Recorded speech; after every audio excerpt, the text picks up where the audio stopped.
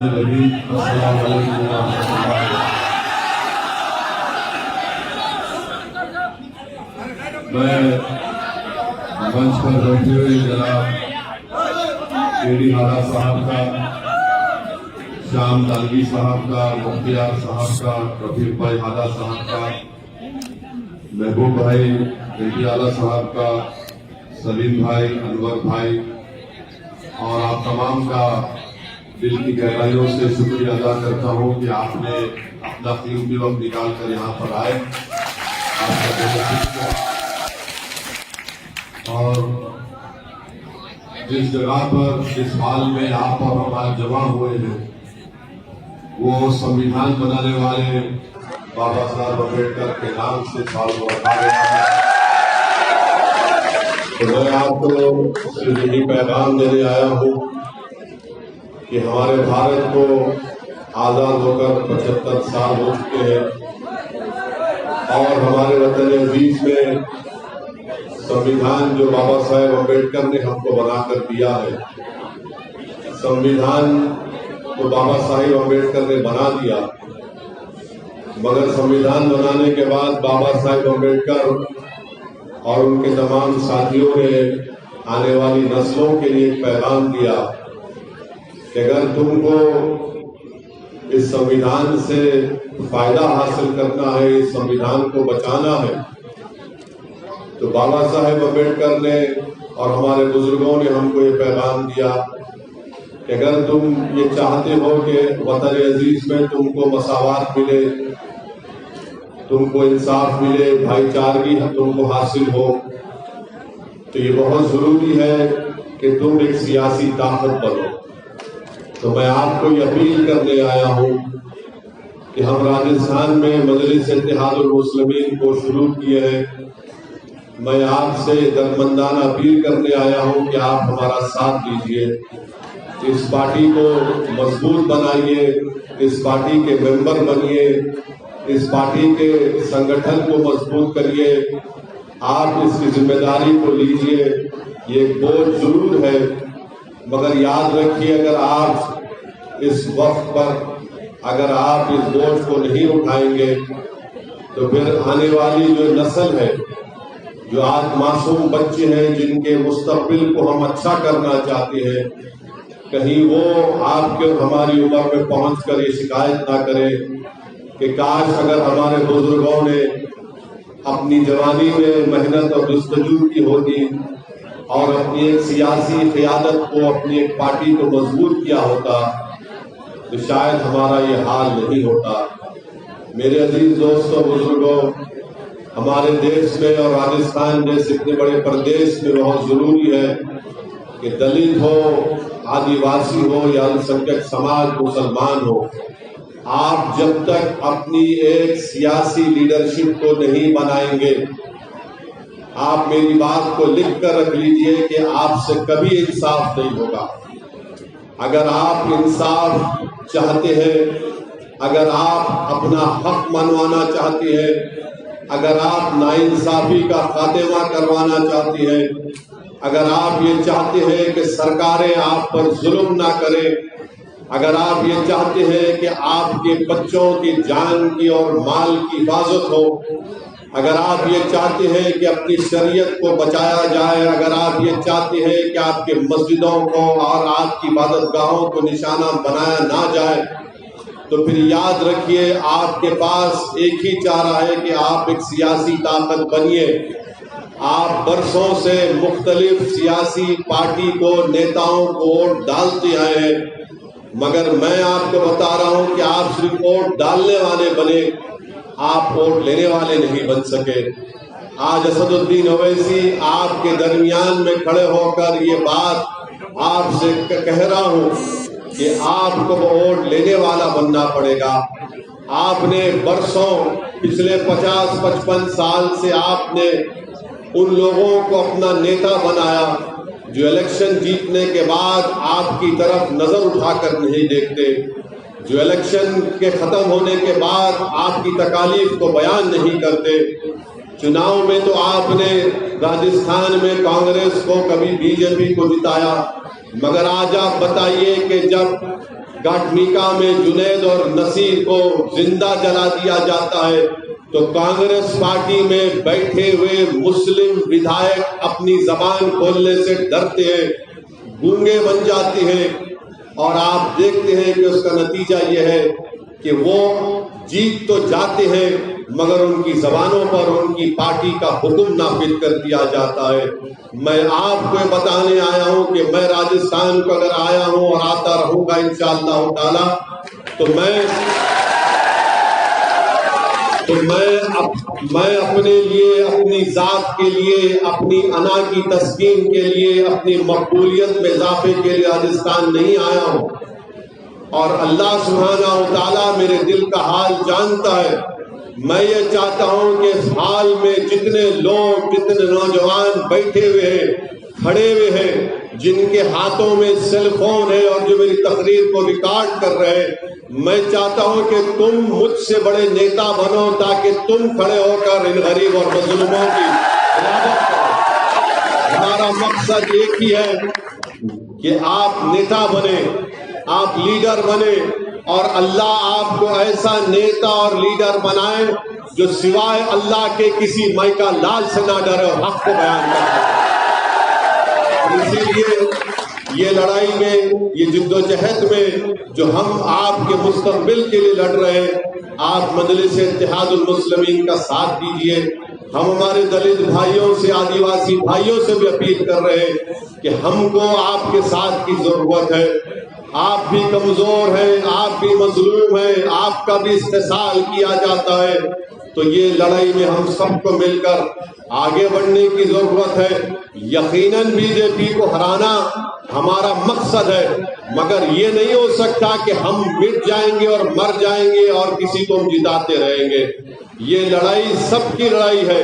اس وطن عزیز کو بچانے کی لڑائی صرف اسد الدین اویسی کی ذمہ داری نہیں ہے۔ اس وطن عزیز سے، راجستھان سے فرقہ پرستی کے زہر کو جڑ سے اکھاڑ پھینکنے کی ذمہ داری صرف اسد الدین اویسی کی نہیں ہے، سب کی ہونی چاہیے۔ مگر ہوتا یہ ہے کہ اب ویدھان سبھا کے جو چناؤ قریب آئیں گے، یہ سب لوگ آ کر آپ سے کہیں گے کہ اویسی بھاشن تو جذباتی دیتا ہے مگر یاد رکھو بی جے پی کامیاب ہو جائے گی۔ میرے عزیز دوستوں اور بزرگوں، بی جے پی اگر جیت رہی ہے تو کانگریس کی نااہلی کی وجہ سے، کانگریس کی کمزوریوں کی وجہ سے جیت رہی ہے۔ بی جے پی اگر جیت رہی ہے تو اویسی کی وجہ سے نہیں۔ میں ہر جگہ کہہ رہا ہوں، آج بھی کہہ رہا ہوں، اگر کوئی یہ کہتا ہے کہ اویسی کی وجہ سے بی جے پی جیت رہی ہے تو تم راجستھان میں کوئی ایک ایسا وقت اور جگہ بتا دو، میں اکیلے آنے تیار ہوں، مگر 5 منٹ میں تم میری گفتگو اور سچائی کا سامنا نہیں کر پاؤ گے۔ اگر آج بھاجپ اقتدار پر ہے تو کانگریس اور یہ نام نہاد سیکولر پارٹیوں کی وجہ سے ہے۔ میرے عزیز دوستوں اور بزرگوں، نوجوانوں، میں آپ سے اپیل کر رہا ہوں کہ آپ کو آگے بڑھنا ہے۔ یہ آپ کی لڑائی میں، آپ کو ہمارا ساتھ دیجیے۔ میں بزرگوں سے اپیل کر رہا ہوں کہ آپ مجلس کا ساتھ دیجیے۔ آپ کو بتا رہا ہوں، صرف 2 باتیں آپ کے سامنے رکھ کر اپنی بات کو مکمل کر لوں گا۔ میں 4 مہینے پہلے جے پور کو آیا تھا اور جے پور میں وہاں پر ہم نے کہا تھا کہ راجستھان میں الپ سنکھیک سماج کا بجٹ 99 کروڑ ہے اور اشوک گہلوٹ کی سرکار الپ سنکھیک سماج اور مسلمانوں سے انصاف نہیں کر رہی ہے۔ میڈیا نے لکھا اشوک گہلوٹ اور کانگریس کی سرکار پریشان ہوئی۔ ہم نے ایک بیان دیا تو 4 مہینے کے بعد بجٹ میں الپ سنکھیک سماج کا 99 کروڑ سے بڑھا کر 400 کروڑ کر دیا گیا۔ آپ دیکھیے کہ اگر آپ لیڈر بنیں گے، آپ ایک سیاسی طاقت بنیں گے، اس سے آپ کا ہی فائدہ ہے۔ تو جو لوگ کہہ رہے ہیں کہ اویسی کے آنے سے نقصان ہوگا، ہاں نقصان ظالموں کا ہوگا، فائدہ مظلوموں کا ہوگا۔ نقصان طاقتور لوگوں کا ہوگا اور فائدہ کمزوروں کا ہوگا انشاءاللہ تعالی۔ جب گھاٹنیکا میں جنید اور نصیر کو زندہ جلا دیا گیا تو مجھے جمیل خان نے کہا کہ صاحب آپ کو آنا پڑے گا، پیڑت پریوار سے ملنا پڑے گا۔ میں حیدرآباد سے نکلا اور سیدھا گھاٹمیکا پہنچا اور جنید کے گھر کو پہنچا. میں نے مطالبہ کیا، ڈیمانڈ کیا کہ راجستھان کے مکھیہ منتری کیوں نہیں جاتے وہاں پر ملنے کے لیے جنید اور نصیر کے پریوار سے. ہم نے کئی مرتبہ کہا تو ہم نے مجبور کر دیا مکھیہ منتری کو کہ وہ جے پور سے اب نکل کر جنید اور نصیر کے گھر کو جا کر ان کے گھر والوں کو پرسا دیتی ہے. آپ یاد رکھیے، آپ مجلس کا ساتھ دیجئے، آپ دیکھتے جائیے کہ کیسے کیسے اچھی تبدیلیاں آپ کے درمیان میں آئیں گی.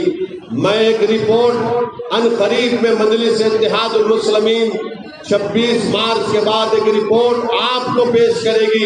اس رپورٹ میں ہم یہ بتائیں گے کہ راجستھان میں مسلمانوں کا تعلیمی موقف کتنا خراب ہے.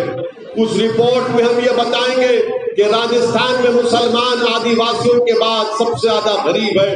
اس رپورٹ میں ہم یہ بتائیں گے کہ راجستھان میں سب سے زیادہ اگر اسکول کے باہر کسی کے بچے ہیں تو مسلمانوں کے بچے ہیں. اس رپورٹ میں یہ بتائیں گے کہ سب سے زیادہ اگر کم بچے ہمارے گریجویٹ ہیں تو مسلمانوں کے ہیں. اس رپورٹ میں بتائیں گے کہ صحت کے میدان میں جو بچے کمزور پیدا ہوتے ہیں اس میں سب سے زیادہ نمبر مسلمانوں کا ہے. یہ پورا ڈیٹا سرکار کا ہے، وہ رپورٹ آپ تک پہنچے گی. اس رپورٹ کو پڑھیے. یاد رکھیے ہمارا مقصد ایک ہی ہے کہ بھارت کو مضبوط بنانا ہے. اور بھارت مضبوط کیسے ہوگا؟ جب بھارت کی کمزور جنتا، جب بھارت کی غریب جنتا، جب بھارت کا وہ نوجوان جو بے روزگار ہے اس سے انصاف ملے گا. اور ان تینوں باتوں میں سب سے زیادہ اگر کوئی کمزور ہے تو آدیواسی، دلت اور مسلمان ہے. یہ ہماری لڑائی کا مقصد ہے. میں کبھی کسی مذہب کے خلاف تھا، نہ کبھی رہوں گا انشاءاللہ تعالی.